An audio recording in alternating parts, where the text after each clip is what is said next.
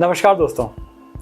कहते हैं everyone loves comebacks and in the entertainment industry this is so true.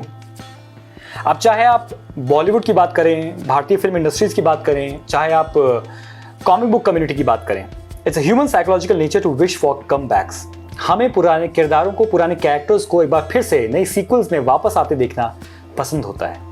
यही तो वजह है कि टर्मिनेटर फ्रेंचाइज पिछले 39 सालों से चली आ रही है, जिसकी पहली फिल्म 1984 में आई थी। यही वजह है कि गॉडजिला फ्रेंचाइज ओरिजिनली 70 सालों से चली आ रही है, जिसकी पहली फिल्म 1954 में जापान में बनाई गई थी।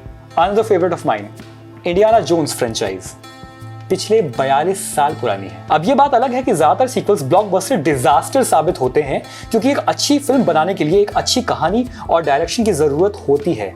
इसमें कोई एक्सेप्शन नहीं है, लेकिन फिर भी सीक्वल्स और रीबूट्स बन रहे हैं और बनते ही रहेंगे। बिल्कुल इसी तरह से हमारी भारतीय कॉमिक्स कम्युनिटी में आज की डेट में हम कई सारे रीप्रिंट्स, कलेक्टर एडिशंस, ऑम्निबस एडिशंस को मार्केट में आता देख रहे हैं। अब चूंकि भारत में गिनती के 2 या 3 पब्लिकेशंस ही हैं जो कुछ नहीं तो पिछले कुछ दशकों से, 3 या 4 दशकों से कंसिस्टेंटली कॉमिक बुक्स और ग्राफिक नॉवेल्स पब्लिश कर रहे हैं, तो जाहिर सी बात है कि हम एज अ पाठक सबसे ज्यादा इन्हीं पब्लिकेशंस के कलेक्टर्स एडिशंस, हार्ड बाउंड्स हमें मार्केट में ऑनलाइन देखने को मिल रहे हैं। आज की डेट में ये कलेक्टर एडिशंस अब वो पॉपुलैरिटी नहीं पा रहे हैं जो इनको कुछ सालों पहले मिलती थी। आप देखिए, इसके कई अलग अलग फैक्टर्स हैं, लेकिन इस रीप्रिंट्स और कलेक्टर्स एडिशंस के जमाने में एक चीज की जो सबसे ज्यादा कमी हमें देखने को मिल रही है एज अ रीडर, वो है ओरिजिनल न्यू कॉमिक बुक्स। यकीनन एक समय तक कोई भी पाठक, कोई भी रीडर इन पुरानी कॉमिक बुक्स को खरीदना पसंद करेगा, क्योंकि ऑब्वियसली ऐसे कई सारी कॉमिक बुक्स होंगे, कई सारे इश्यूज होंगे, कई सारे फेवरेट कैरेक्टर्स होंगे जिनकी कॉमिक बुक्स या तो हम मिस कर गए थे उस जमाने में, या हम अनफॉर्चुनेटली हमने खो दी, या फिर अनफॉर्चुनेटली विद टाइम वो डिस्ट्रॉय हो गई। अब इनमें से कोई भी कारण हो, लेकिन एक पॉइंट तो बिल्कुल सच है कि along with the reprints, जहां एक तरफ reprints आते हैं और आने चाहिए, कहीं ना कहीं जिस चीज की कमी आई, कहीं ना कहीं जिस चीज को हमने देखा होते हुए, वो था इन नई कॉमिक बुक्स का ना आना। ये है सबसे बड़ी कमी। And I think this is something that I am speaking on behalf of almost every reader, because जहां एक तरफ हमें रीप्रिंट्स चाहिए, ठीक है, लेकिन एट द सेम टाइम हमें नई कॉमिक बुक्स चाहिए। हमें नई कॉमिक बुक्स नए राइटर्स के साथ चाहिए, because along with the new writing will come new stories, along with the new stories new content, along with the new content things will be fresh। तो of course Nagraj चाहे कितनी भी Hong Kong यात्रा हम उसकी पढ़ लें, but at the same time हम नागराज के नए एडवेंचर्स भी देखना और पढ़ना चाहते हैं, along with the new artwork, you know, along with new stories। And so there are certain artists, certain writers जिन्होंने ताउम्र ऐसी अमेजिंग स्टोरीज बनाई, ऐसे अमेजिंग कॉमिक बुक्स बनाई, जिनके नॉस्टैल्जिया की गिरफ्त में आके हम आज भी उन्हें खरीद रहे हैं। Till this date they are working in the Indian comic book community, they are very legendary artist, writers, और हम उन सभी को सलाम करते हैं। And at the same time हम सभी ये चाहते हैं कि यही वो आर्टिस्ट हैं, वो राइटर्स हैं जो अब आज के ज़माने में, आज के समय में हमें कुछ नई कॉमिक बुक्स निकाल के दें। कैसा रहे कि ये सभी आइकॉनिक पब्लिकेशंस उन सभी आर्टिस्ट, राइटर्स को एक बार दोबारा वापस लाएं। एक नया कोलैबोरेशन हो, एक ऐसा कोलैबोरेशन जिससे वो फैन बॉय मोमेंट्स को हम ज्यादा से ज्यादा जी सकें। आज की डेट में जब लोग कलेक्टर्स एडिशंस खरीद रहे हैं, बट हम सभी जानते हैं कि कलेक्टर्स एडिशंस को लेके मार्केट में एक नेगेटिविटी भी बन रही है।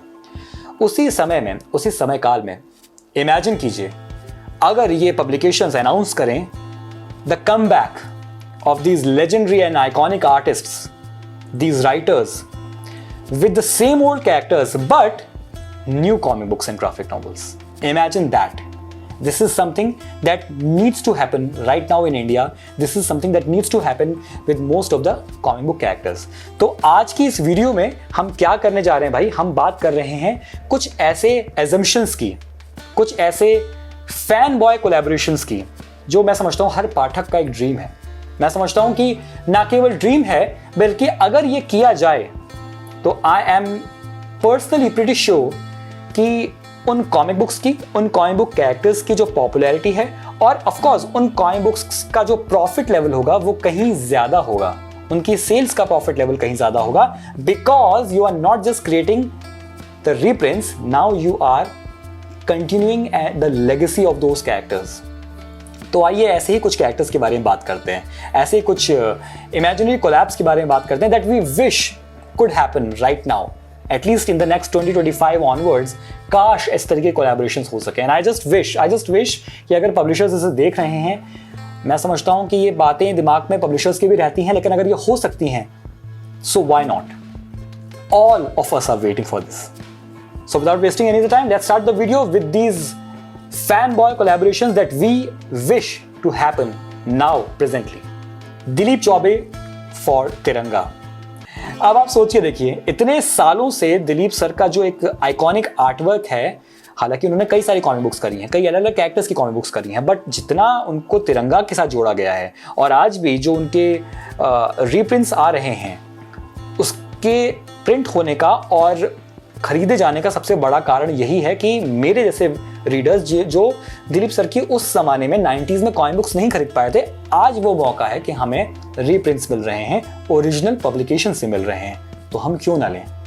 So just imagine Dilip Chaubey again coming back and having a collaboration with Raj Comics and working on the story of Tiranga, लेकिन एक नई कहानी के साथ में।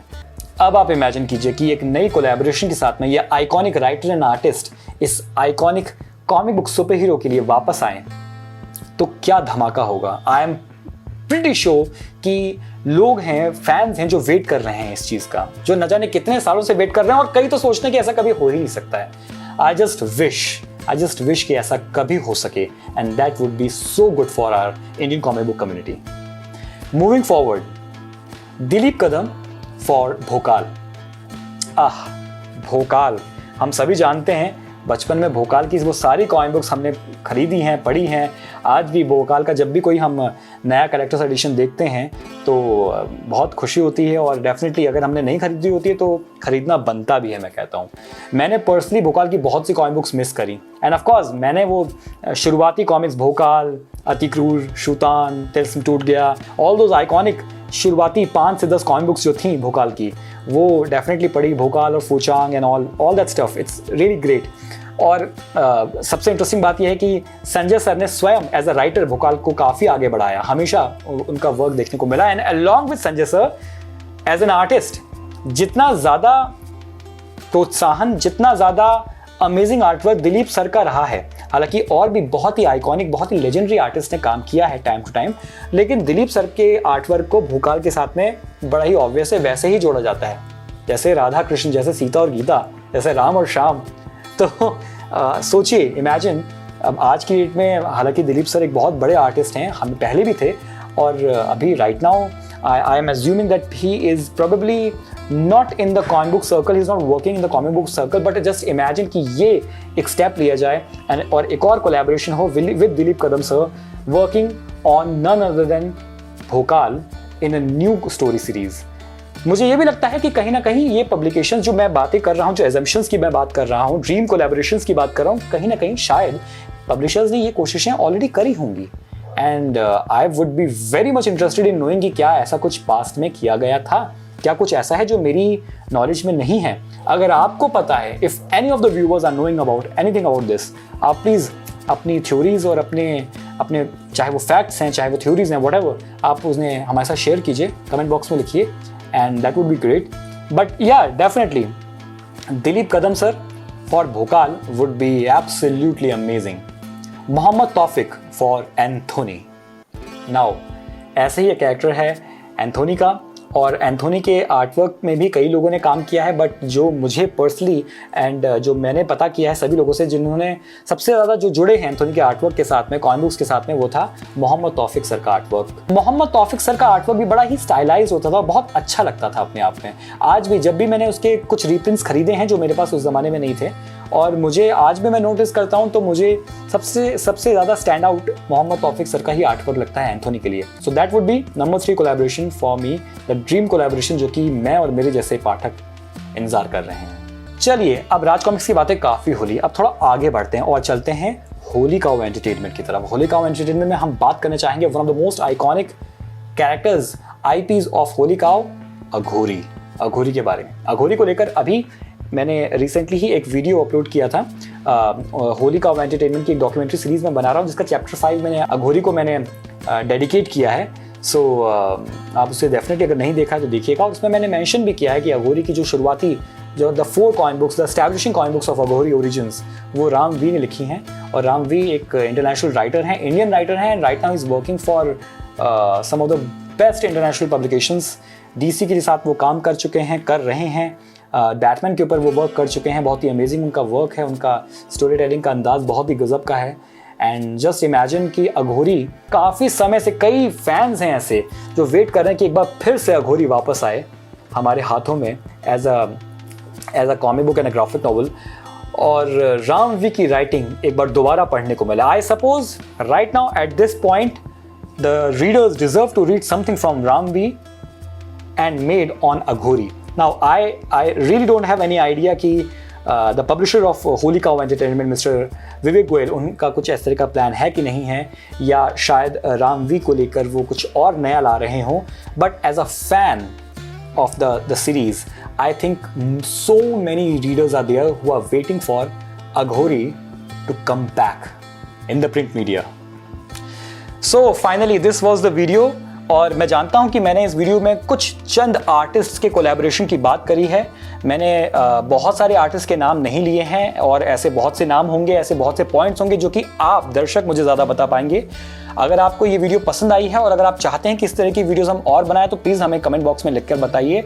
वो नाम भी सजेस्ट कीजिए जो कि आप जानना चाहते हैं। आप एज अ फैन बॉय आप चाहते हैं कि वो कोलैबोरेशंस हों या काश वो हुए होते, एंड डेफिनेटली हम उनको अपनी अगली वीडियो में डेफिनेटली फीचर करेंगे।